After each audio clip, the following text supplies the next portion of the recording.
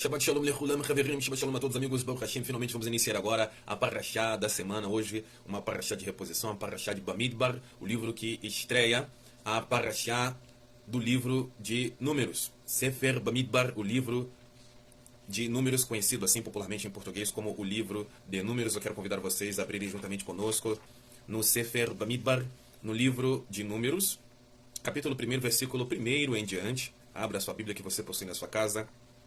No Sefer Bamidbar, no livro de Números, capítulo 1, versículo 1 em diante, enquanto você abre o capítulo e o versículo selecionado, nós vamos para uma breve leitura do texto original. E o texto original aqui no Chumash Gutnick encontra-se da seguinte forma, da seguinte maneira. Vaidaber Adonai el Moshe Bamidbar Sinai Be'och el Moed Be'eretz לחודש השני בשנה השנית לצאתם מארץ מצרים לאמור. Deus falou a Moshe no deserto do Sinai, na tenda da comunhão, no primeiro dia do segundo mês, no segundo ano, pois depois do êxodo, depois da saída da terra do Egito, dizendo. Esse é o primeiro trecho da nossa leitura da Parashá.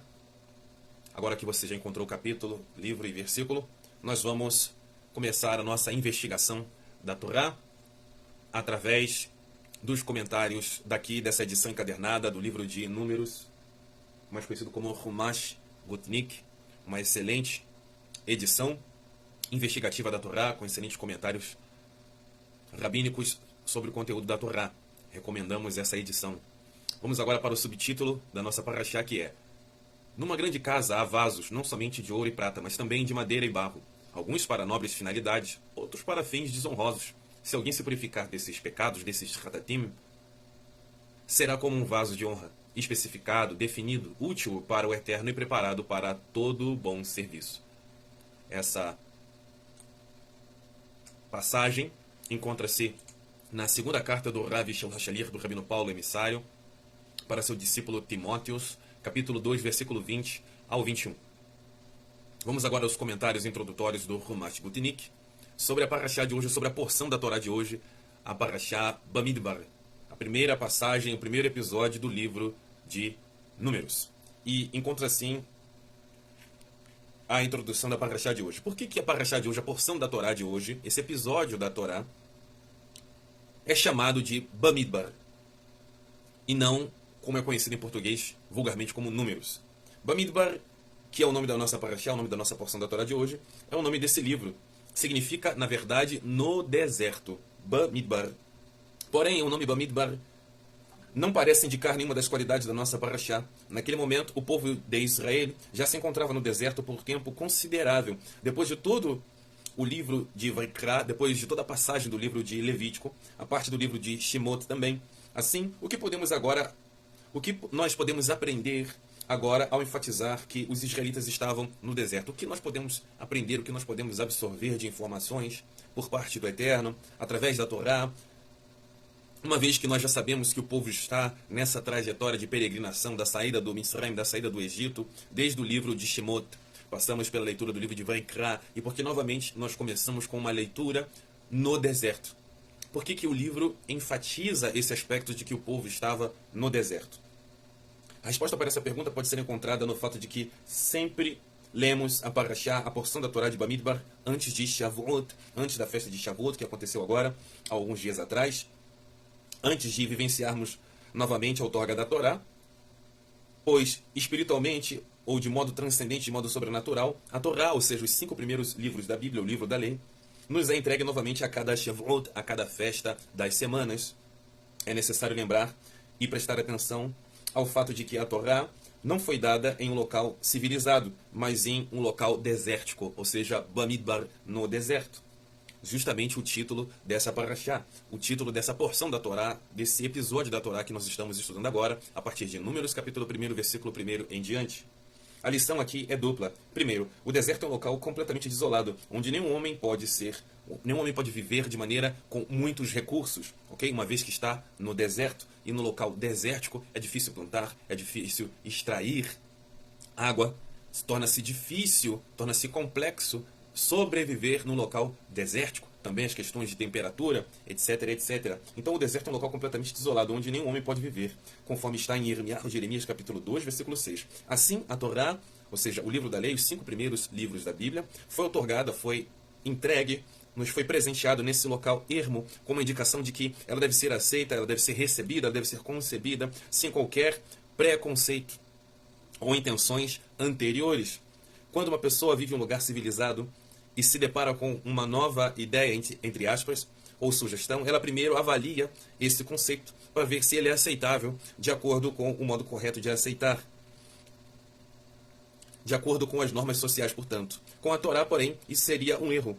O modo correto de receber a Torá é: faremos e mais tarde entenderemos, conforme está em Shemot, Êxodo capítulo 24, versículo 7. Sendo assim, a Torá foi dada em um deserto, onde não há habitantes, para mostrar que realmente temos que ter a mente totalmente aberta, de igual forma não nos deixarmos influenciar pelo ambiente, para apreciar o seu valor. Então a Torá, ela nos foi outorgada, a Torá nos foi presenteada, a Torá nos foi dada no local ermo, sem muitos recursos, mas de certa forma, de certa maneira, o cerne é que os recursos que o Eterno nos concedeu, mesmo no Bamidbar, no deserto, nos são mais do que suficientes para que nós possamos, de uma maneira circunstancial, de uma maneira dentro desse cenário que o Eterno preparou para nós focarmos toda a nossa atenção, toda a nossa vivência na Torá de HaKadosh Baruch Hu, na constituinte divina do Eterno, bendito seja.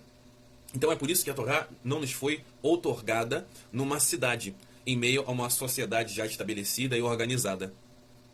O Eterno trouxe o nosso povo de uma sociedade organizada, que era o Mitzrayim, que era o Egito. Aliás, a sede da idolatria, a sede da Avodah Zarah, uma cidade opulenta, uma cidade riquíssima, uma cidade que se destacava em todas as nações, um país, aliás, que se destacava dentre todos os países, dentre todas as nações daquele período específico, onde todas as pessoas convergiam para o Mitzrayim, para o Egito, para galgarem, para alcançarem melhores condições de vida, melhores condições econômicas. Portanto, então o Eterno tira justamente o nosso povo dessas questões que são importantes de sobrevivência, de subsistência, porém nos coloca numa situação, numa ocorrência, numa ambiência totalmente desértica, onde os recursos, em comparação com uma cidade opulenta, uma cidade civilizada, recursos completamente escassos. E a partir desse local ermo, que é o deserto, Bamidbar, portanto, que é o título da Parashá de hoje, o Eterno começa a estabelecer de maneira concreta a sociedade que ele preparou de antemão. A civilização que ele preparou de antemão. E essa civilização, que ele chama de Am Israel, o povo de Israel, possui as suas delimitações, vai conhecer, aliás, as suas delimitações geográficas, as suas fronteiras geográficas, as suas imediações, todas as medidas, toda a extensão geográfica desse país, desse povo, e não o estabelecimento de uma religião, e não o estabelecimento de uma experiência religiosa, e não o estabelecimento de apenas um ambiente que as pessoas gostariam de estar simplesmente porque se sentem bem, simplesmente porque está mais de acordo com o gosto delas, com as conveniências pessoais que essas pessoas têm. Não, essas pessoas, essa população foi trazida de maneira obrigatória, com mão forte e poderosa, conforme consta na Torá. O Eterno forçou esse povo a sair daquela ambiência de escravatura, de escravidão, não somente no sentido constitucional do Egito, mas também no sentido principalmente transcendente, sobrenatural. Uma escravidão do Hatat, uma escravidão do pecado. Então o Eterno nos extrai, nos expurga dessa sociedade riquíssima, opulenta, porém completamente à margem da Torá, à margem da lei divina. E o Eterno começa a estabelecer de maneira concreta a sua civilização que ele preparou de antemão. E nós vamos compreender isso a partir de agora de maneira mais profunda. Nós estamos iniciando agora a nossa primeira investigação de 4 níveis investigativos da Parashá de hoje. Portanto, se atente ao texto da Torá em Números, capítulo 1, versículo 1 em diante. Mantenha a sua Bíblia aberta e a sua atenção totalmente focada no estudo de hoje. Ok, meus amigos? Continuando. O segundo aspecto, que é a Torá foi outorgada no deserto para ensinar que dividir a Torá com aqueles que presentemente se encontram em um deserto transcendente, sobrenatural ou espiritual, é fundamental no meio do nosso povo. Não que a Torá também possa alcançar aqueles que se encontram em um lugar espiritualmente estéril. Pelo contrário, esse é o tema principal do Torga da Torá. Transformar todo o deserto espiritual, todo o deserto sobrenatural em um ambiente totalmente civilizado, um ambiente, ou seja, totalmente organizado, totalmente producente. Esse comentário está baseado em Sirat Shabbat, Parashat Bamidbar, que foi escrito no ano 5732, e o ano 5734, nós estamos no ano 5784, basta aí um breve cálculo para você saber o ano civil em que esse texto foi elaborado. Vamos agora para as questões clássicas aqui do Rumash Gutnik, nessa edição encadernada do livro de Números. Nas questões clássicas, aonde nós temos algumas questões que os rabinos, os nossos sábios de abençoada memória, nos trazem. Nós já sabemos que o povo de Israel estavam no deserto do Sinai, porque o versículo 1 enfatiza esse ponto. Segundo Ibn Ezra, um dos grandes investigadores da Torá, para nos informar que uma vez que a presença de Deus pairou na tenda da comunhão, Moisés, não mais subiu no Monte Sinai para falar com Deus. O segundo ponto é, por que Deus instruiu Moshe a fazer um censo? Preste agora atenção, por que o Eterno instruiu Moisés a fazer um censo, uma contagem do contingente do povo de Israel? Por que o texto da Torá ele começa com um censo? Esse texto de Números capítulo 1 em diante começa com um enfoque na contagem do contingente nacional do nosso povo. Muitas pessoas que vieram de outras ambiências religiosas, que vêm, aliás, de ambiências religiosas, e se achegam em meio ao povo de Israel, o nosso povo, para se aproximarem de Hashem, para se aproximarem de Deus, para se lançarem num processo de techuvá, num processo de conversão ao Eterno. Elas se recordam, elas costumam relatar experiências que também passamos no passado. E que experiência é essa? É que diversos textos da Torá, em diversos textos do Tanar, nós temos a contagens do número populacional do povo de Israel. E fulano que gerou ciclano, que gerou bertano. E o número dos filhos dos descendentes de Reuven, de Rubens eram tanto. E o número dos descendentes de Levi eram tanto. E dentro de um ambiente de Avodah Zarah, de um ambiente de serviço de idolatria, numa ambiência religiosa que se apega ou que busca respostas na Bíblia, no Tanar, a principal preocupação é receber benefícios em detrimento das mitzvot, em detrimento dos mandamentos. Logo, todos os detalhes do Tanar, todos os detalhes pequenos, no sentido de que eles são extremamente detalhados, e se faz necessário um esforço de conhecimento de causa, se faz necessário todo um bojo de conhecimento específico, literário sobre a Torá, para conhecer as suas minúcias, os seus detalhes pequenos que escapam a uma leitura normativa, a uma leitura religiosa sobre a Bíblia. Essas passagens de contagem do povo, do número de pertencentes a cada tribo, elas são completamente banais. O cerne é que, quando as pessoas geralmente se deparam com textos como esse, de Números capítulo 1, versículo 1 e em diante, elas percebem uma certa complexidade no texto. E complexidade essa que gera uma total dúvida, uma vez que a pessoa não possui conhecimentos prévios. A pessoa não possui recursos literários para ler, para compreender, para estudar a Torá conforme o seu valor original nos textos hebraicos. Logo, passagens como essas, da contagem do povo de Israel, elas passam a não ter significado para esse tipo de mentalidade, para esse tipo de ambiente de Avodah Zarah, de idolatria, ou seja, um ambiente religioso. O povo de Israel não é um ambiente religioso, nós somos um povo e não uma religião. Ninguém adere ao judaísmo, ninguém adere ao israelismo, ninguém adere ao moisésismo, ninguém adere ao davidismo. Compreendem isso? Quando uma pessoa se lança ao conhecer o Eterno e prosseguir em conhecê-lo, ela não abraça para si uma experiência religiosa.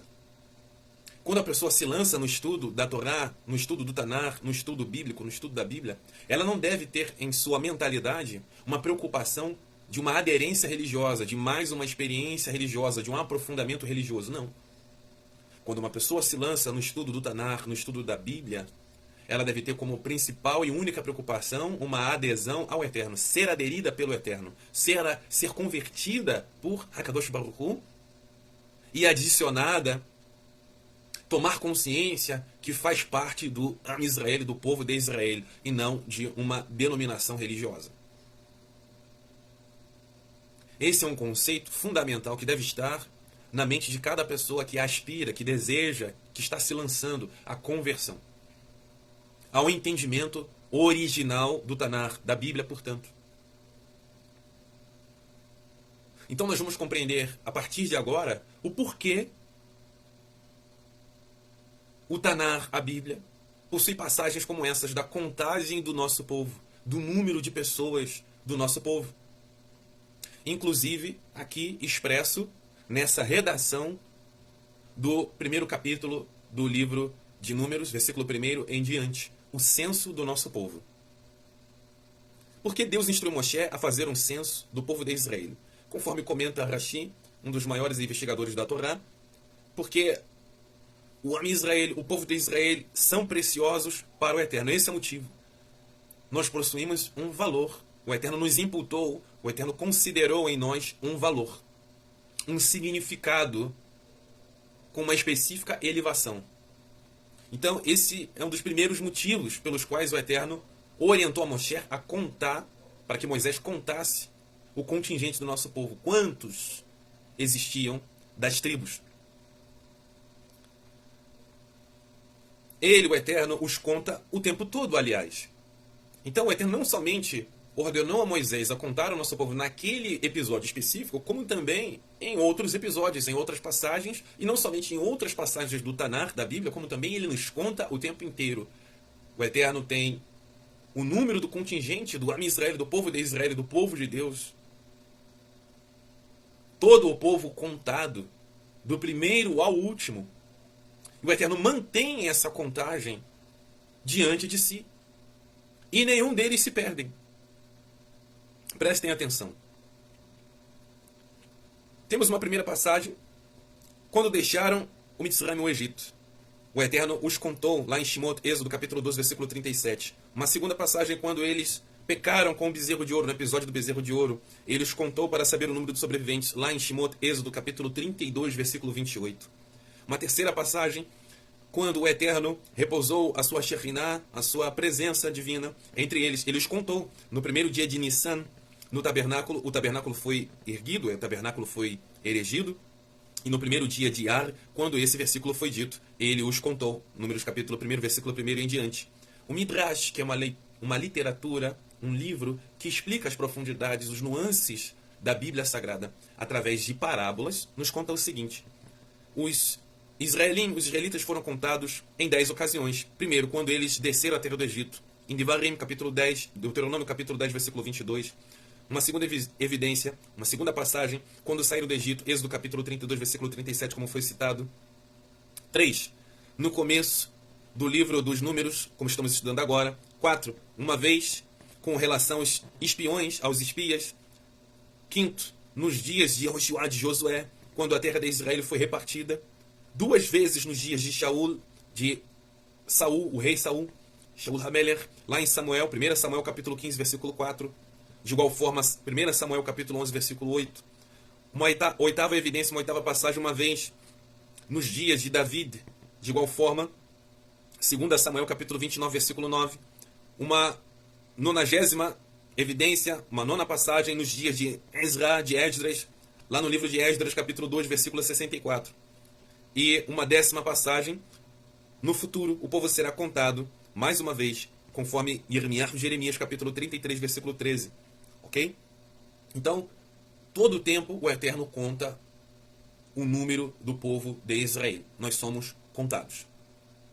Não somente nessas passagens, mas todo o tempo o Eterno conta o seu povo. Nós temos uma manutenção dessa contagem. E essa contagem está diante de Hakadosh Baruch Hu, o Eterno bendito seja. A contagem do número de contingente do nosso povo, um número de almas, um número de Neshamot, um número de vidas que o Eterno criou, do povo de Israel, dos seus eleitos, dos seus Bahirim, estão diante do Eterno o tempo inteiro. O Eterno faz essa manutenção, o Eterno promove essa manutenção da contagem do seu povo. Nós temos aqui um comentário no Faíscas da Hassidut, página 3, do Rumash Gutenik, aqui nessa edição do livro de Números, onde nos é dito o seguinte: o livro de Números recebeu esse nome por causa do censo que ocorreu no começo do livro que nós estamos estudando agora. Números capítulo 1, versículo 1 em diante. Enquanto aparentemente uma contagem parece algo mais simples, quase até trivial, os ensinamentos racídicos, ou seja, os ensinamentos dos judeus do leste da Europa, do movimento rabínico dos judeus do leste da Europa, conhecido como Hassidim, ou racídicos, explicam que o censo registrado em nossa Parashá foi um evento profundo que tocou no âmago do ímpeto do povo de Israel. Quando um grupo de pessoas é contado, todo mundo é igual. Ninguém é contado duas vezes, não importa o quão influente ele seja. E mesmo a pessoa mais insignificante é contada pelo menos uma vez. Então, o que estamos realmente contando? Não é a nossa personalidade, talento, riqueza, sabedoria ou estima. Estamos contando a nossa própria identidade. Assim, de acordo com os ensinamentos racídicos desse movimento judaico do leste da Europa, quando o povo de Israel é contado, um núcleo de nossa identidade, quanto eleitos do Eterno, é estimulado e trazido à superfície, é trazido à tona. Esse núcleo de Torá é responsável pela contagem, pela coragem, aliás, ímpar, de inúmeros israelitas, pela contagem ímpar que inúmeros israelitas, inúmeros eleitos do Eterno demonstraram por toda a história, quando foram ameaçados de morte, caso recusassem renunciar à sua Neeman, à sua confiança no Eterno, à sua Emuná no Eterno, por um exemplo. Para uma pessoa que dedicou sua vida à prática da Torá, podemos entender que ela sacrificaria a sua vida, que ela iria abrir mão da sua vida em prol da Torá, em prol do povo de Israel, por esse ser o seu raison d'être. É uma expressão no dialeto Yiddish, que é um dialeto que mistura hebraico com polonês. Mas a lógica nos diria que uma outra pessoa, menos comprometida com a prática da Torá, certamente conseguiria tolerar um lapso momentâneo em uma prática religiosa para salvar a sua vida. Mesmo alguém muito religioso, como é conhecido, poderia argumentar que depois ela consertaria esse lapso com techuvá, com conversão ao Eterno, com arrependimento. Mas a história nos mostra inúmeros israelitas que, embora com passados diversos, inclusive pessoas não observantes, preferiam entregar suas vidas em vez de transgredir uma mitzvah, ao invés de transgredir um mandamento. E por quê? Porque seu núcleo de Torá está sempre vivo, conforme o sábio Rashi escreve. Ele nos conta o tempo todo. E quando esta faísca divina vem à superfície, qualquer servo do Eterno, qualquer eleito do Eterno, naturalmente sente que a sua identidade transcendente é tão importante que ele não está disposto a comprometê-la nem por um instante. Esse comentário está baseado em Likutei Sichot, volume 8, página 1, página 1. Ok? Então, tamanho é o valor da nossa eleição. Tamanho é o valor da nossa participação no contingente do Am Israel, do povo de Israel. Conforme nós temos estudado semana após semana, nesse ciclo atual da Torá, que nós estamos passando por todas as parashot, por todas as porções da Torá, compreendendo que para fazer parte do povo de Israel, para que você se reconheça, aliás, como parte do povo de Israel, o primeiro passo é o apego, é a sua conexão com Hakadosh Baruch Hu, com a sua Ribonut Shel Elohim, com a sua soberania, com a soberania de Deus. Estar conectado com o Eterno é o primeiro passo. Caso contrário, nem mesmo o estudo ou a prática das mitzvot, nem mesmo o estudo ou a prática dos mandamentos terão valor, terão sentido, uma vez que o indivíduo, a pessoa, homem ou mulher, estão buscando, na verdade, uma experiência religiosa e não um apego, uma conexão verdadeira, original com o Eterno. Assim como Abraham viu no nosso pai Abraão, que exemplificou justamente isso. Assim como demais outros personagens do Tanar, da Bíblia Sagrada, que corporificou justamente isso, esse fundamento. A pessoa se reconhece como membro do povo de Israel de maneira original, não por causa de uma questão sanguínea, não por causa de um brasão familiar, não por causa do local onde nasceu, do ponto geográfico no mundo ao qual a pessoa está estabelecida, De maneira alguma, caso contrário, Avraham Avinu, nosso pai Abraão, não seria um eleito do Eterno. David Meller, Davi o rei, não seria um eleito do Eterno, uma vez que a sua ancestral, Ruth, era uma moabita, que em nada tinha com Israel, com o povo de Israel no sentido tribal, não pertencia a nenhuma tribo. Ela era uma goiá, ela era uma estrangeira.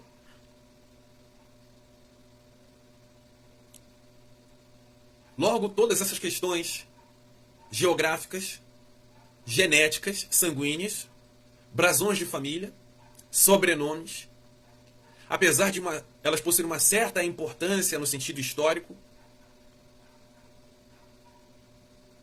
elas são pormenores, elas são detalhes extremamente insignificantes mediante a originalidade da essência, da identidade do povo de Israel, que é uma identidade transcendente.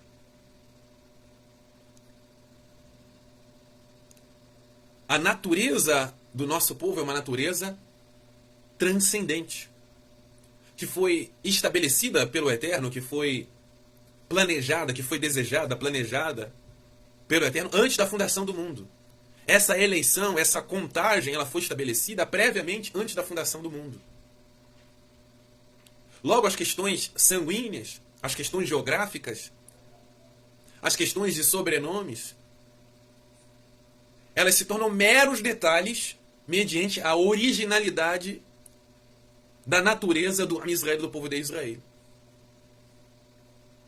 E nós vamos compreender isso agora de maneira ainda mais profunda a partir desse segundo patamar, desse segundo nível de investigação da Parashá de hoje, do Sefer Bamidbar, do primeiro capítulo e primeiro versículo de Números em diante. Conforme nós temos estudado em todas as porções da Torá até a data de hoje, nessa 37ª Parashá, nessa 37ª passagem da Torá, episódio da Torá, o Eterno desejou, o Eterno planejou todas as coisas conforme a sua rebonut, conforme a sua soberania. Nada nesse mundo é por um acaso. Nada nesse mundo está ocorrendo por meio da força ou da influência de um determinado conceito chamado de acaso. Não existem acasos. Tudo foi desejado, tudo foi planejado e tudo foi efetuado e é mantido por Hakadosh Baruch Hu, o Eterno bendito seja. Aquele que também é conhecido como a força motriz, a fonte de todas as coisas, Sibat Hasibot, o motivo dos motivos, a fonte que move todas as coisas, toda a existência e toda a inexistência. O Eterno bendito seja. Conforme nós temos estudado até a data de hoje, o Eterno concebeu 7 princípios, 7 fundamentos, 7 pilares fundamentais para que o mundo fosse viabilizado, para que o mundo fosse criado, para que a existência fosse viável. Foram eles: Torá, Teshuvá, Gan Eden, Gehinom, Kiseh HaKavod, o Beit HaMikdash e o nome do Mashiach.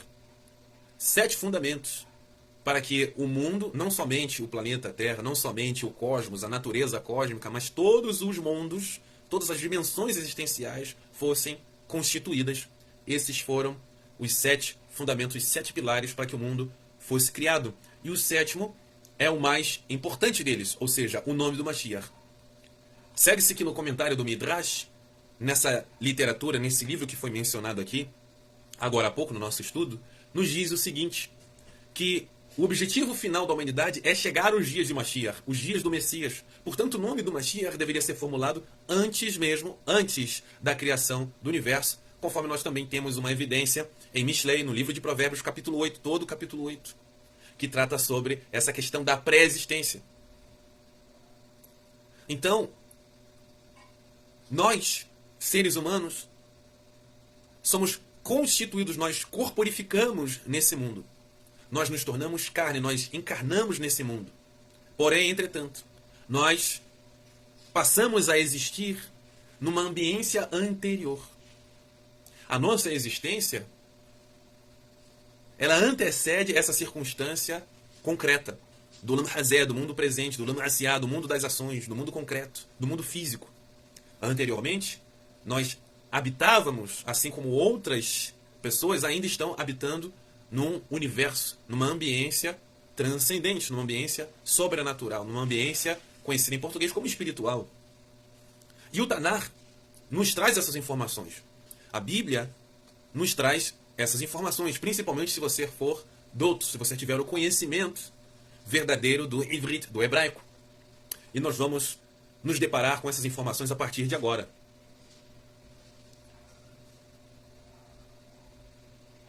Segue-se que, de acordo com os ensinamentos do Talmud, inclusive retirados do Tanar da Bíblia, o universo foi criado em composto de 7 céus. 7 céus.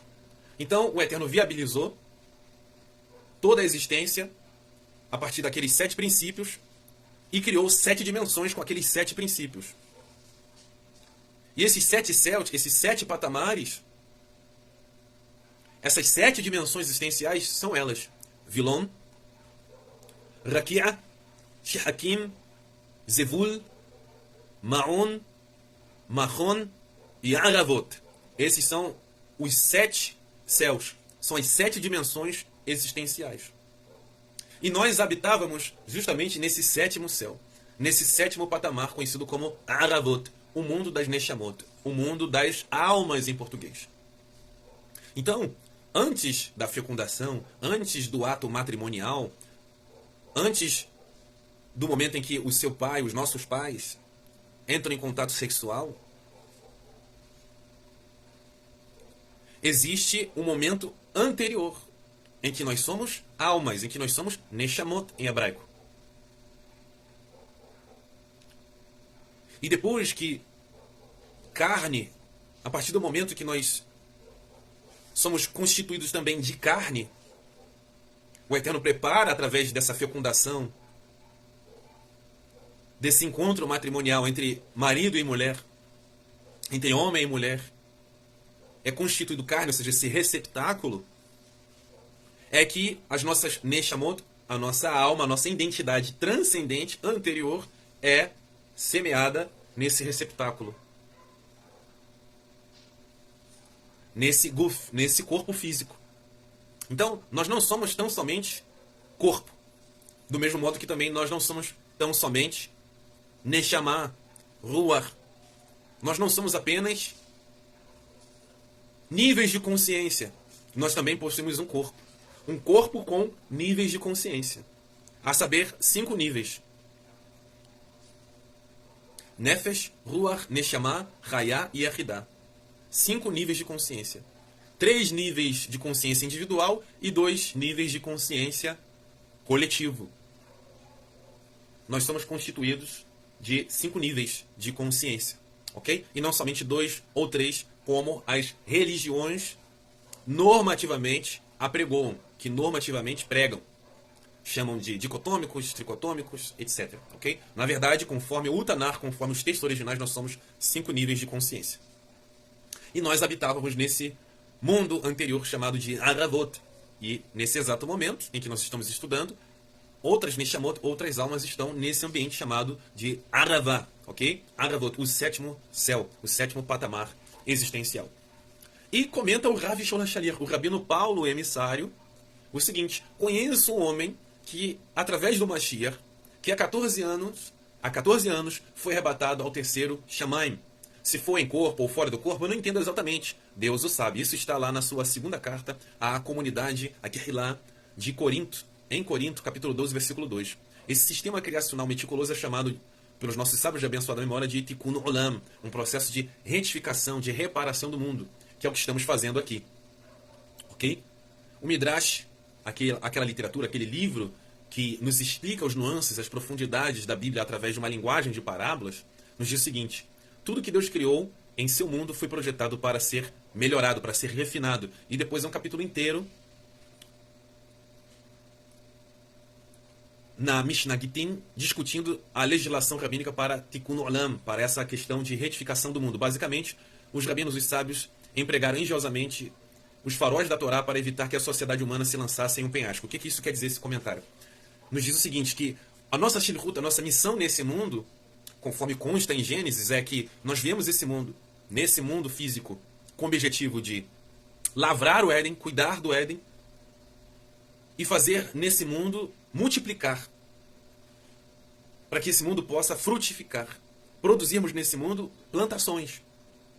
Não no sentido apenas de agronomia, não no sentido apenas literal de que todas as pessoas vão exercer o papel de agricultores, mas no sentido mais abrangente, no sentido de constituir família, no sentido de trabalhar numa determinada profissão, no sentido de melhorar a saúde, refinar a saúde corporal do físico através do esporte, através de uma excelente alimentação, conforme está estabelecido na Torá.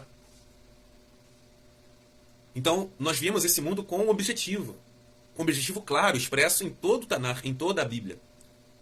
A começar pela Torá, a começar pelos 5 primeiros livros da Bíblia, a começar pelo livro de Bereshit, o livro de Gênesis, conforme nós estamos estudando agora. E atesta a Torá sobre isso, lá em Devarim, Deuteronômio capítulo 10, versículo 14. Eis que os Shamaim, os céus dos céus, conforme em hebraico, a terra e tudo que nela existe, tudo, absolutamente tudo, pertence a Hashem. Então o Eterno criou todos os céus, todas as realidades, não somente essa cobertura azul que nós observamos quando abrimos a janela, quando nós estamos na rua, ou alaranjado, dependendo do local do mundo. Não somente esse espaço aéreo, mas em hebraico é Shamaim. São várias dimensões, são várias camadas dimensionais. Salmos capítulo 148, versículo 4. Louvai-o vós, louvai-o vocês, os mais altos Shamaim, as mais altas dimensões superiores, os mundos superiores, e vocês, águas que estáis acima do firmamento. Salmos capítulo 68, versículo 33. Que cavalga nos Shamaim, nos mundos superiores, ou nos céus em português, desde a eternidade passada, fazendo ecoar a sua voz poderosa e comandando o universo. Mas será que Deus pode habitar de fato na Terra com os seres humanos? Os Shamaim, ou seja, os céus dos céus, os mundos superiores, mesmo os mais longínquos, não podem circunscrever-te. Incomparavelmente menos essa casa que construísse. Está em 1 Reis, capítulo 8, versículo 27. O fundamental para a nossa aula de hoje é entendermos que o que ocorreu nesses estágios iniciais episodicamente se repetem no nosso mundo, da maior até a menor proporção, até a circunstância de uma circunstância cósmica maior até um ponto menor nas nossas vidas, conforme consta no livro chamado de o livro Os Dias do Mashiach, página 48b e 49. Então, tudo o que aconteceu no passado, na criação, também sucede nas nossas vidas até o último momento da nossa existência, ok? Conforme nós conhecemos. Então, meus amigos, por que o Eterno nos conta? Por que o livro, conhecido em português como Livro de Números, na verdade chama-se Bamidbar, no deserto? E por que esse livro, ele tem um enfoque no número do contingente do nosso povo? Nós estamos compreendendo toda essa questão desde o seu princípio, desde o ponto zero, onde tudo se originou. O Eterno desejou toda essa realidade, todas essas realidades. O Eterno planejou tudo isso. O Eterno criou um contingente de almas e especificou, o Eterno definiu quem são essas almas, essas Neshamot. O Eterno designou uma missão, uma Shinihut, para cada uma dessas classes de almas, de maneira prévia, conforme nós estamos averiguando agora desde o princípio, desde as primeiras informações no Tanar, corroborando no Midrash, corroborando em todas as literaturas rabínicas. Então vamos agora para a terceira e penúltima parte do nosso estudo de hoje. Triplique a sua atenção. Existem diversas formas de nós compreendermos essa questão do contingente, do número do contingente do nosso povo e por que o Eterno nos conta o tempo inteiro. Existem diversas formas. E uma delas eu vou citar agora. O Eterno separou o nosso povo em duas alas. Aliás, o Eterno separou as almas em duas alas. Elas são conhecidas como Binei Elohim e Binei Adam, os filhos de Deus e os filhos dos homens, Ritá e Asavim, joio e trigo. Para quem não sabe o que é joio é cardos, abrolhos, espinheiros. Também na Bíblia é conhecido como Kivassim e Azim, bodes e cabras. Binei Or e Binei Rosher, uma expressão muito utilizada pelo Rav HaRabanim, pelo Rabino dos Rabinos, Yeshua Ben Yosef HaMashiach, que é filhos da luz e filhos das trevas, Kili Hakavod, vasos de honra e vasos de desonra, Kili Hakavod e Kili Kalon, vasos de honra e vasos de desonra, dentre outras terminações, dentre outras expressões, para que nós possamos compreender essa divisão que o Eterno fez entre duas classes de almas. Até agora você já sabe que o Eterno desejou, o Eterno planejou e o Eterno efetuou o seu projeto. E até esse dado momento agora você sabe que o Eterno tem uma missão para o povo eleito. O Eterno tem uma missão para os filhos das trevas. Cada uma dessas duas classes possui uma missão. E o povo de Deus tem um número de contingente. Do primeiro ao último, o Eterno tem contado. Tem a sua totalidade diante de si. E isso é muito importante. E nós vamos aprender sobre isso ainda mais, de maneira mais profunda a partir de agora. Preste atenção. Esses termos determinam o tipo de pessoa e a shlichut, a missão daqueles que descem a esse mundo físico, conforme nos conta também o livro do Zohar, na página 106 até a página 108, na edição resumida do Zohar, do livro Zohar HaKadosh. Um livro resumido da editora Polar, da página 106 até a página 108, onde nós temos uma narrativa muito interessante, onde lá no Aravot, no mundo das almas, o Eterno chama todas as almas, todo o contingente de almas, o Eterno passa o conhecimento, o Eterno notifica a todas as almas a sua missão, a sua respectiva missão. Então o Eterno chega e diz, olha, a missão é essa, e a missão é essa. E aí as almas começam a replicar, as almas começam a, entre aspas, protestar diante do Eterno. Eterno, nós estamos aqui numa ambiência extremamente elevada. Nós estamos numa ambiência muito mais próxima de Ti, com uma conexão especial. A partir do momento que o Senhor nos dá essa missão, a partir do momento que o Senhor nos outorga uma shlichut, uma missão, e essa missão é no mundo das ações, lá embaixo, no mundo inferior, no mundo físico, no mundo onde nós vamos passar por dificuldades, por sofrimentos, por problemas, por obstáculos, adversidades. Vai se tornar muito mais complexo nos conectarmos contigo mediante a rotina, mediante o dia a dia, mediante o lazer, o trabalho, a vida familiar, a vida social. Essas questões vão produzir dificuldades no que diz respeito à nossa conexão contigo, que é a coisa mais especial. É a conexão com Hashem. Vai haver um certo distanciamento. E nós vamos necessitar produzir um esforço tremendo, dia após dia, para que essa conexão possa ser viabilizada. E o Eterno prontamente direciona essas Neshamot, essas almas, para o mundo das ações, ou seja, o mundo que nós vivemos agora. O Lemaciá, esse é o mundo pelo qual nós devemos viver e existir, o mundo das ações. O nosso mundo não é o mundo de Aravá, o Aravot. O nosso mundo é este aqui, o Lemhazé, o mundo presente, o mundo físico, o Lemaciá. Conforme está estabelecido pelo Eterno em toda a extensão do Tanakh, em toda a extensão da Bíblia. No Lemhadá, o mundo vindouro, não é o céu. Nós não falecemos para que venhamos a morar no céu, ou nós ansiamos a ressurreição dos mortos. Nós não ansiamos por ressuscitar e vivemos com Mashiach no mundo ou nos mundos superiores, mas sim nesse mundo das ações. Esse é o mundo pelo qual, essa é a ambiência correta que nós devemos viver. Esse é o habitar natural da humanidade. Conforme nós podemos comprovar em Isaías capítulo 66. Ok? No Lamhadá, no mundo vindouro, nós estaremos comemorando as festas da Torá. Em Jerusalém, em Jerusalém. No mundo vindouro. Será estabelecido o Beit HaMikdash, o templo do Eterno. Prosseguindo. Logo, não existem candidatos ao Malchut Elohim, ao reino de Deus. Eles já haviam sido eleitos antes da fundação do mundo, de acordo com o sistema salvífico e propósito estabelecido na Torá, conforme é abordado nos textos nazarenos, nos Ketuvim Netzarim, também conhecidos como Novo Testamento em português. E também de diversas formas e diversos gêneros explicativos. A Bíblia nos ensina que o Eterno notificou ao todo esse planejamento que nós estamos estudando agora e ocorrências desde o princípio dos tempos, como citado em Isaías capítulo 40. Porventura não sabeis? Não ouvistes? Não vos foi dito isso desde o princípio? Não entendeste desde a fundação da terra? Isaías capítulo 41, versículo 4. Quem fez e agiu dessa maneira? Quem chamou as gerações desde o princípio? Eu, Hashem, o Eterno, que sou o primeiro e sou o mesmo com os últimos. Isaías capítulo 42, versículo 9. Os primeiros grandes eventos já foram todos realizados. Já aconteceu tudo. Portanto, eu vos anuncio novos e magníficos acontecimentos.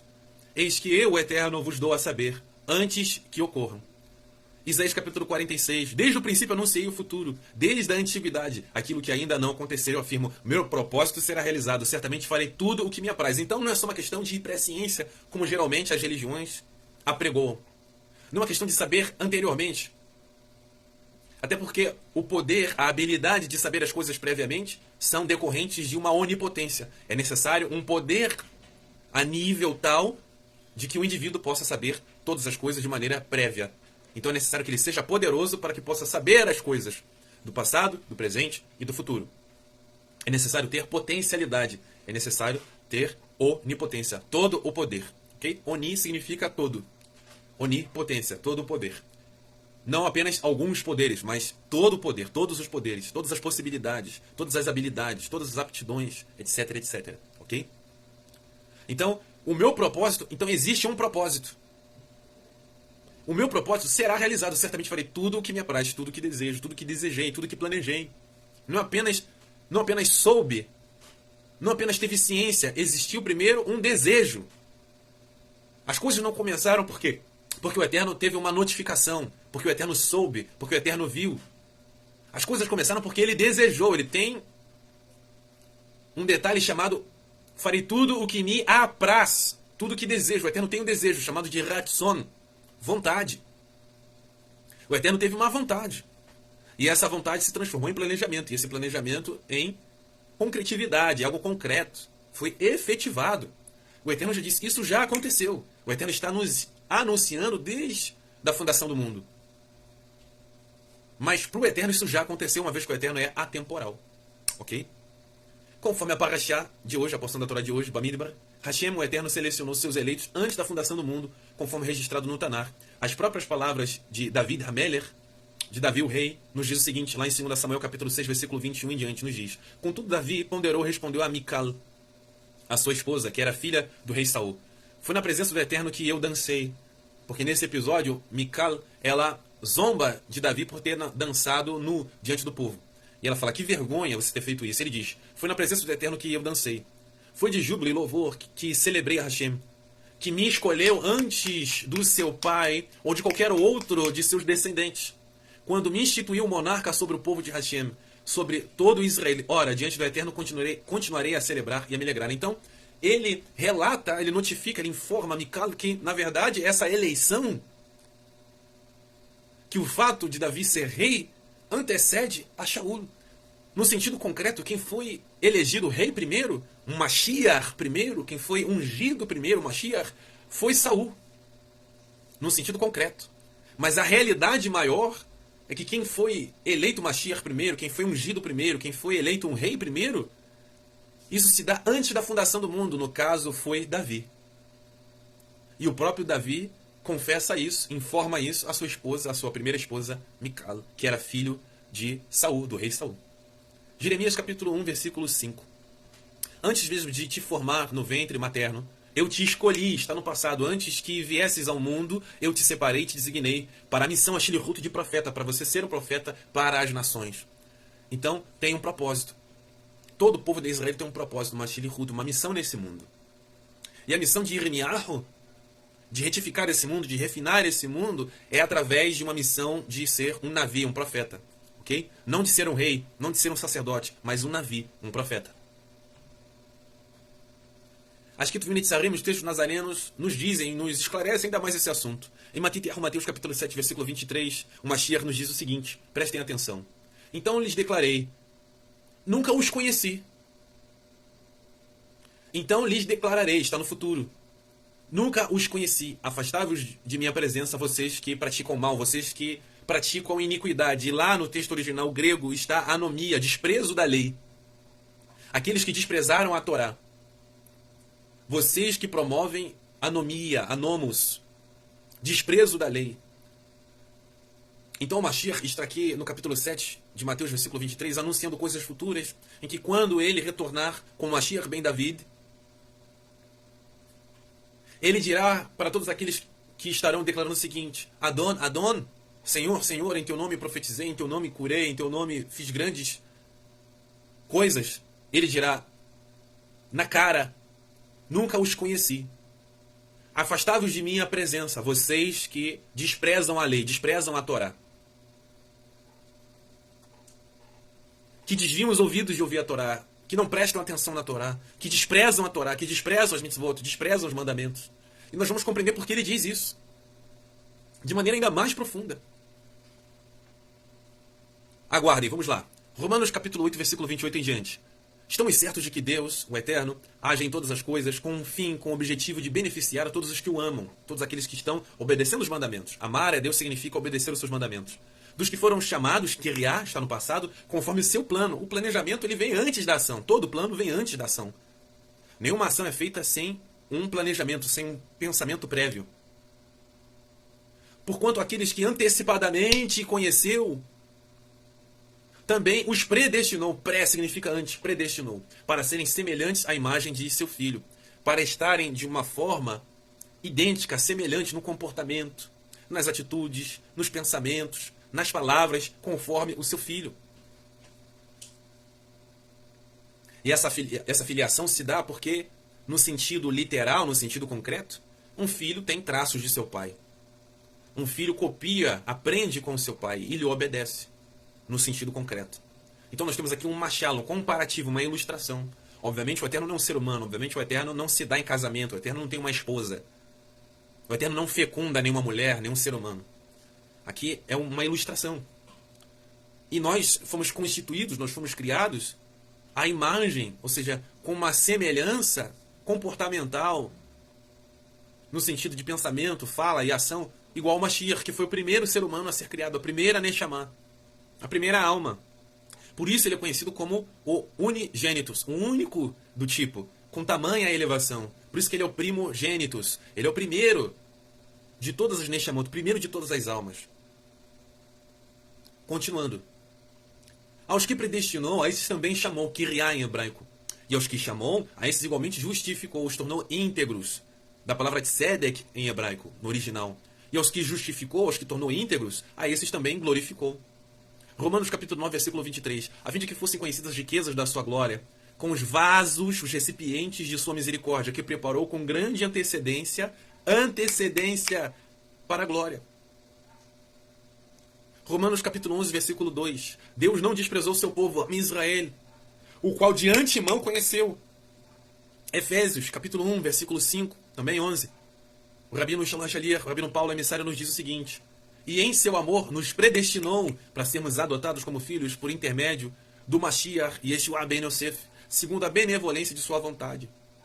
Na sua segunda carta para seu discípulo Timóteo, capítulo 1, versículo 9, também nos diz o Rabino Paulo emissário: pois ele, o Eterno, nos salvou e nos chamou com uma específica convocação, não em virtude das nossas obras, não em virtude das nossas ações, por causa do nosso sobrenome, por causa de questões sanguíneas, por causa de questões geográficas, pelo aquilo que nós fazemos, aquilo que nós podemos fazer, por causa das nossas ações, por causa de mérito, não.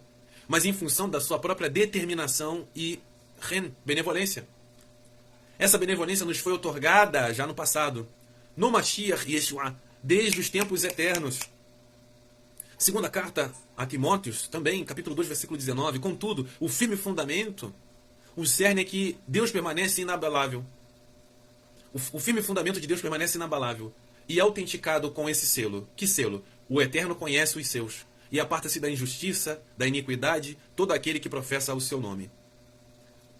Primeira carta do Rabino Pedro, do Rabino Kefá, ou Shimon Bar Yoná, no original hebraico, capítulo 1, versículo 2. Os escolhidos, em conformidade com a presciência, com o conhecimento da sabedoria de Deus Pai, pela obra especificadora do Ruach, para a obediência e a aspersão que foi no Kiddush Hashem, na ação heróica do Mashiach Yeshua, quando se colocou na estaca de execução, misericórdia e shalom vos sejam multiplicadas.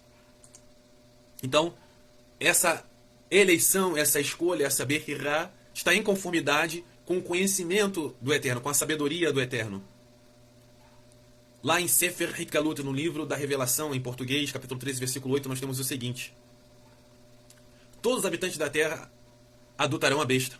Ou seja, todos aqueles que não tiveram seus nomes inscritos no Sefer HaChaim, no livro da vida do Cordeiro que foi imolado desde a criação do universo, ou seja, isso estava planejado. Lá na primeira carta do Rabino Pedro, capítulo 1, versículo 20, nos diz: conhecido de fato antes da criação do mundo, porém revelado nesses últimos tempos em vosso favor, todas essas coisas. Primeira carta à comunidade, em Corinto, capítulo 2, versículo 7, carta do Rabino Paulo Emissário. Ao contrário, falamos com sabedoria de Deus do mistério que estava oculto, o qual Deus pré-ordenou antes da origem das eras para a nossa elevação, para a nossa glória. Carta do Rabino Paulo Emissário, primeira carta à comunidade também de Corinto, capítulo 8, versículo 3. Todavia, quem ama a Deus, esse é conhecido por Deus. E esse conhecer do Eterno, ele é um conhecimento prévio. Essa comunhão, essa conexão já estava em ambiência anterior, antes da fundação do mundo.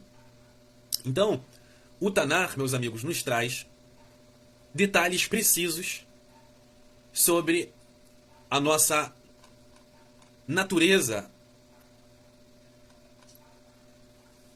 a nossa origem, que não é meramente carnal.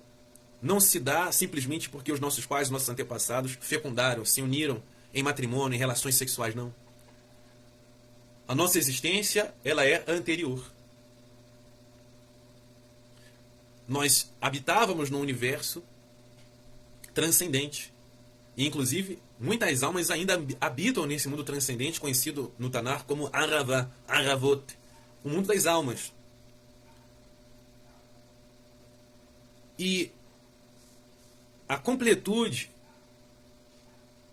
dessa existência como nós conhecemos, ela se dará quando a última pessoa, o último membro do povo de Israel, for encontrado, for trazido pelo Eterno através do Mashiach para o povo de Israel.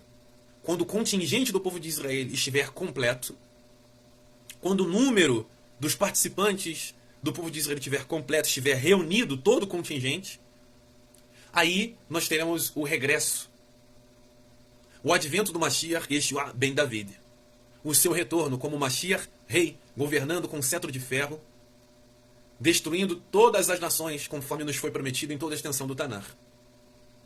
Então, nós estamos compreendendo a importância do contingente total do nosso povo, dos eleitos do Eterno. Nós estamos compreendendo não somente a natureza do povo, como também o significado, a importância, o valor de estarmos congregando, de estarmos juntos. Porque a nossa união, a união de todo o contingente do povo de Israel, abrevia, apressa a segunda vinda do Mashiach. Então, quando o Mashiach diz que quando ele retornar, ele dirá na cara daqueles que desprezaram a Torá que ele nunca os conheceu, é porque eles nunca fizeram parte desse contingente. Apesar de declararem que conheciam o seu nome, eu sabia o seu nome em hebraico, eu sabia o seu nome original. Eu conhecia detalhes profundos do Tanar, detalhes profundos da Torá. Mas não amavam o Eterno, não estavam conectados com o Eterno. Não praticavam a Torá no dia a dia, no cotidiano, na rotina. Praticavam os mandamentos de uma maneira equivocada, sem conexão com o Eterno, sem o primeiro fundamento, que é o amor a Hakadosh Baruch Hu, o amor ao Eterno, bendito seja. Isso faz com que a pessoa não reconheça o Mashiach. Isso faz com que a pessoa não compreenda as palavras do Mashiach. Por isso ele os dirá na cara, na face. Eu nunca os conheci. O Mashiach falou sobre isso no tempo em que viveu, com muitos sábios daquele período, que chegavam até ele inquirindo, fazendo perguntas, na busca, na procura de o envergonhar, na busca, na procura de o fazer tropeçar nas suas palavras. E ele diz na face desses homens. Vocês não ouvem a minha voz, vocês não entendem o que eu digo. Mas isso não vem de vocês, conforme foi escrito em Jesaias, o livro de Isaías. Tem olhos para ver, mas não conseguem ver. Tem ouvidos para ouvir, mas não dão atenção. Não conseguem compreender as profundidades do Tanar no que diz respeito aos planos que o Eterno tem para o seu povo, o povo de Israel. Vamos agora finalizar essa quarta e última parte do nosso estudo. Conforme nós estávamos estudando, o Eterno tem várias maneiras de explicar, vários termos para nos explicar as profundidades sobre a nossa eleição. Uma delas são comparativos, nos comparando a coisas, a árvores, a joio, a trigo, a ovelhas e bodes. São vários comparativos. Os eleitos sempre são comparativos nobres, especiais, como ovelhas, como trigo, e também vasos de honra. E esses vasos de honra referem-se aos recipientes, aos vasos que eram utilizados no Mishkan, no tabernáculo, no Beit HaMikdash, no templo de Jerusalém. E dentre diversos detalhes desses recipientes, nós temos algo muito importante que está intimamente ligado com a Parashá de hoje.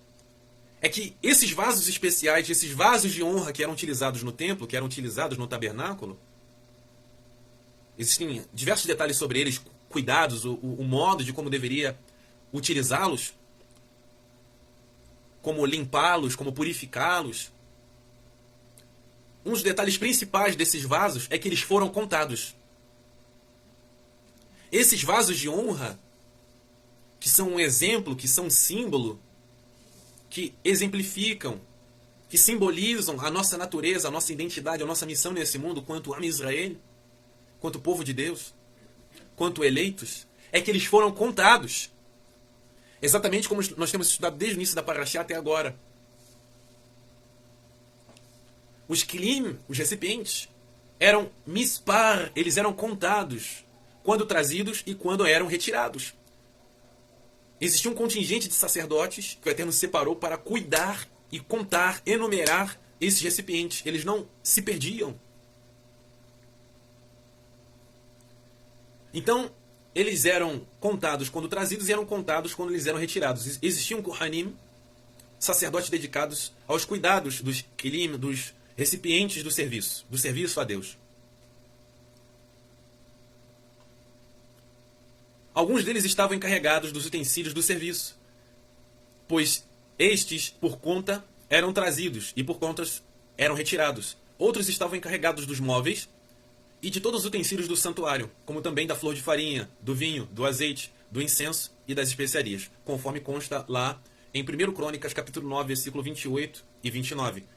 Peças nobres de outros povos que não haviam sido dedicados ao serviço a Deus eram aceitos no Mishkan, no tabernáculo ou no templo para o serviço a Deus, desde que eles não fossem utilizados anteriormente em serviço de idolatria. Eles eram agregados. Isso simbolizando o quê? Que o nosso povo, ele é feito de pessoas que nasceram, são nativos do território de Israel, como também de outros que são oriundos de outros povos, que vieram de outras realidades, outras nações. Então, muitos utensílios de outros povos, eles eram adicionados, eles eram agregados no templo. E eles eram utilizados no serviço a Deus. E Nabucodonosor, certa feita, pegou esses utensílios quando invadiu Jerusalém, no episódio do exílio, com a Babilônia. A Babilônia adentrou no território de Israel e levou consigo os espólios, levou os utensílios, os recipientes. Esses mesmos recipientes que são utilizados como exemplo, como símbolo da nossa natureza, quanto o povo de Israel. Então, esses utensílios foram levados para as nações. Preste atenção. Foram levados para as nações. Para uma ambiência de Avodazará, para uma ambiência de idolatria, para exercerem, para viverem conforme a idolatria, conforme as regras desses países, desses povos idólatras. E aí, certa feita, ocorreu algo que chamamos de miraculoso, um feito miraculoso. Algo terrível o Eterno promoveu no Palácio Real da Babilônia.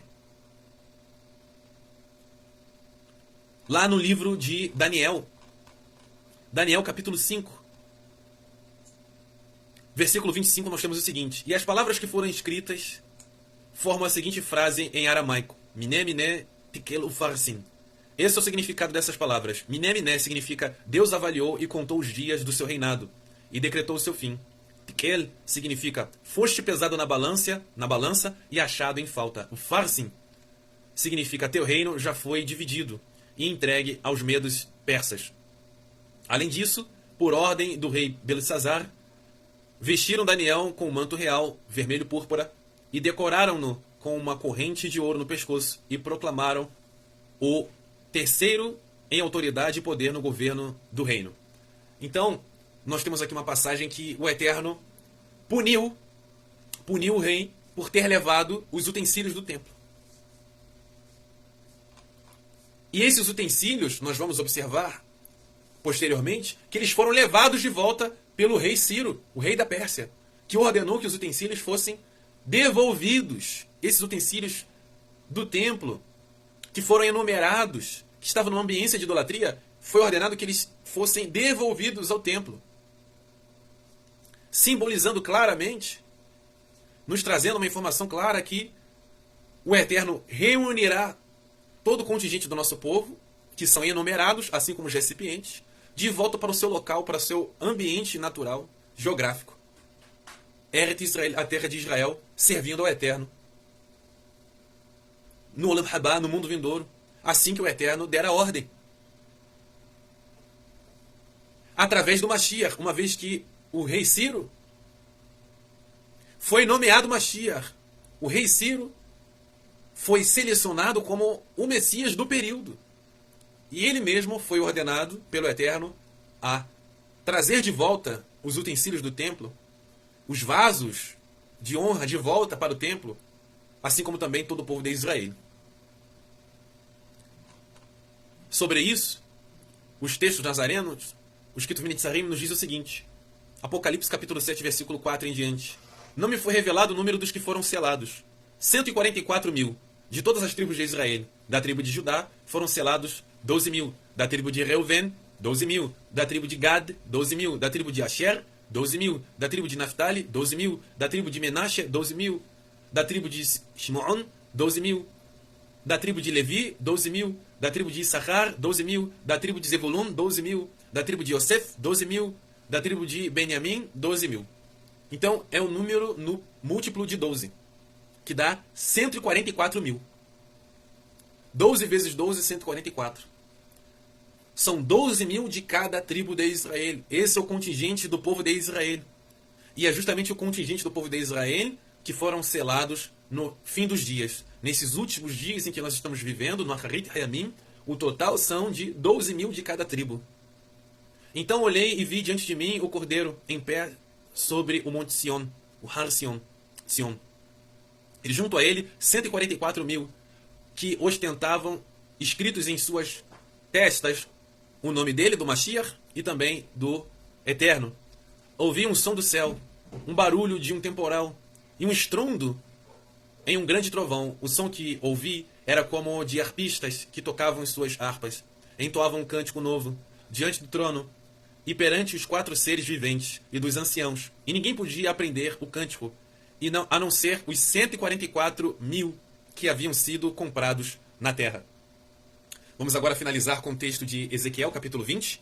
Nós temos uma revelação muito importante para finalizarmos aqui a parashá de hoje. Ezequiel, capítulo 20, versículo 33 ao 49. Esse contingente do povo de Israel, dos eleitos, não se perde de jeito nenhum. Nenhum indivíduo, nenhum membro desse contingente se perde. Ou seja, nenhum deles vai para o Gehinnom. Nenhum deles perde a sua salvação. Não existe perder a salvação. Ezequiel capítulo 20, versículo 33, versículo 49, vai nos esclarecer isso. e nos diz o seguinte, a palavra do Eterno.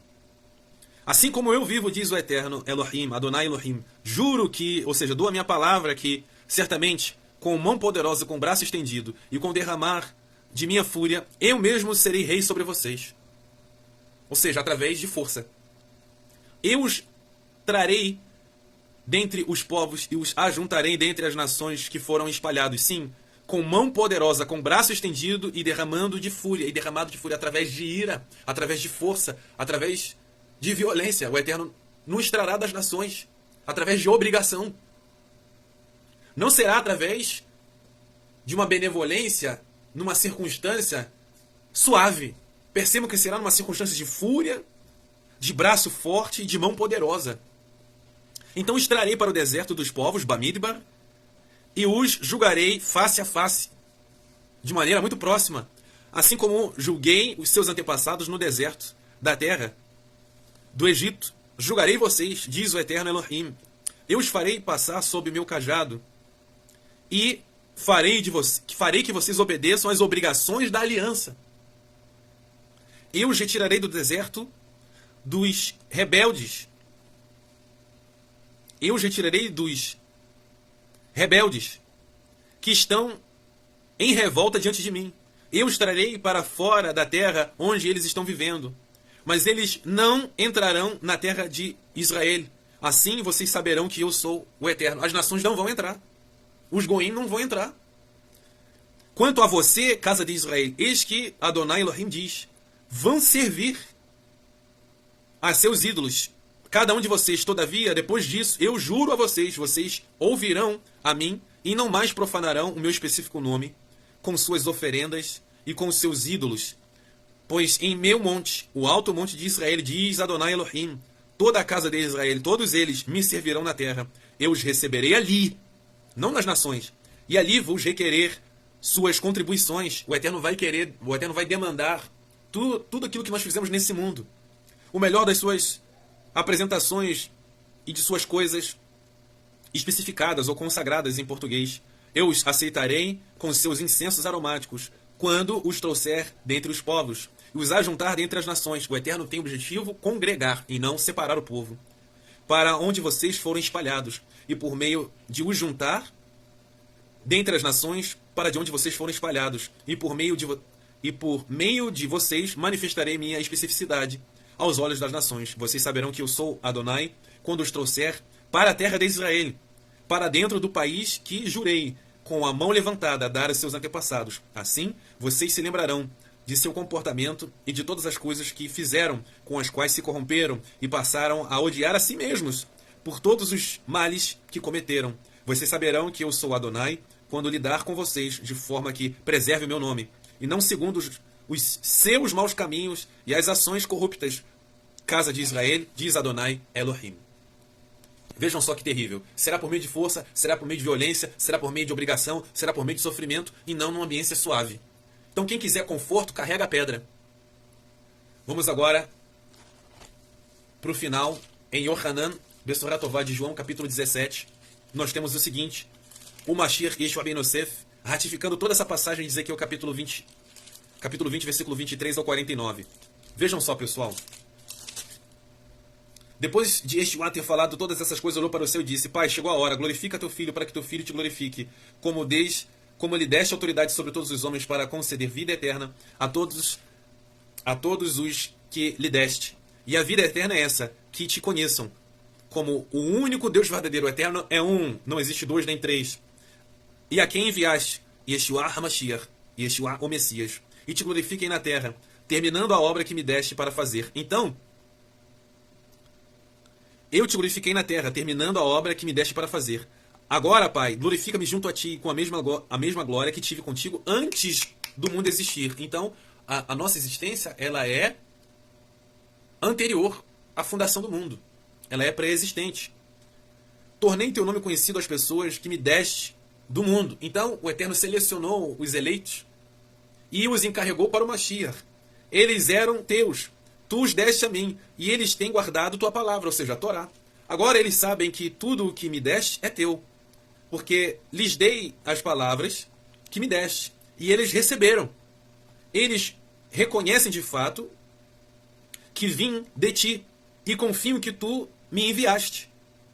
Oro por eles, não estou orando pelo mundo, mas por aqueles que me deste, pois são teus. De fato, tudo o que possuo, na verdade, é teu, e tudo o que possuis é meu, e nenhum deles tenho sido glorificado.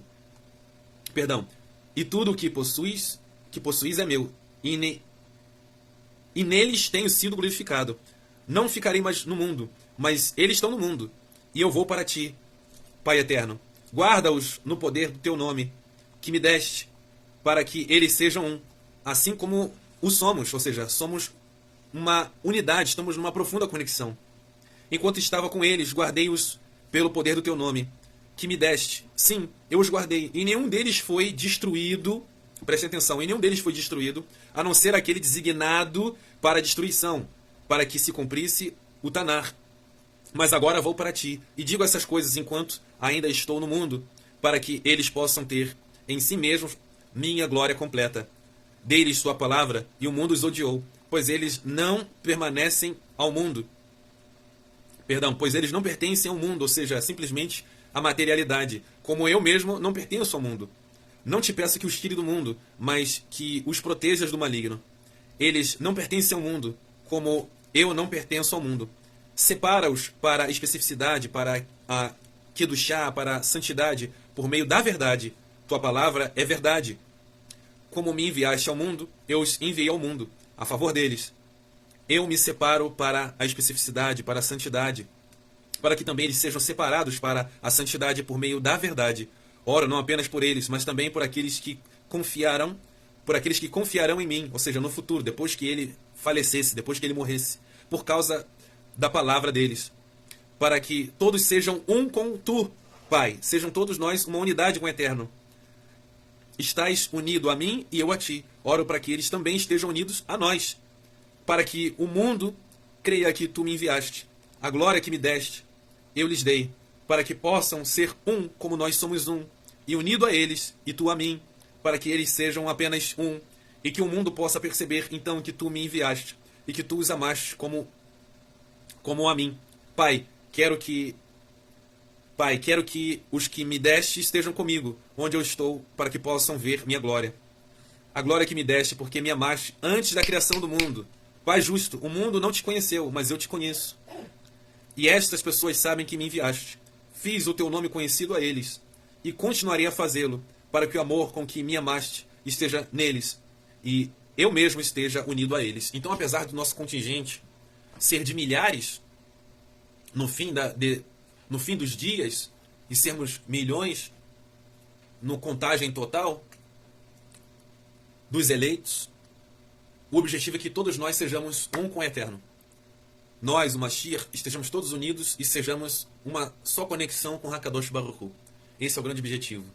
E para que esse objetivo possa ser alcançado, nós necessitamos viver em congregação, congregarmos juntos, vivermos em comunhão, vivermos em comunidade, vivermos em união, vivemos efetivamente contribuindo uns com os outros em congregação, em sinagoga, uma vida sinagogal, uma vida congregacional. E essa vida congregacional abrevia, apressa, atrai a vinda do Mashiach. Que o Eterno possa abençoar a vida de todos nós, contingente do povo de Israel. Que o Eterno abençoe a vida de todos. Shalom, shalom, pessoal. De Hitraot.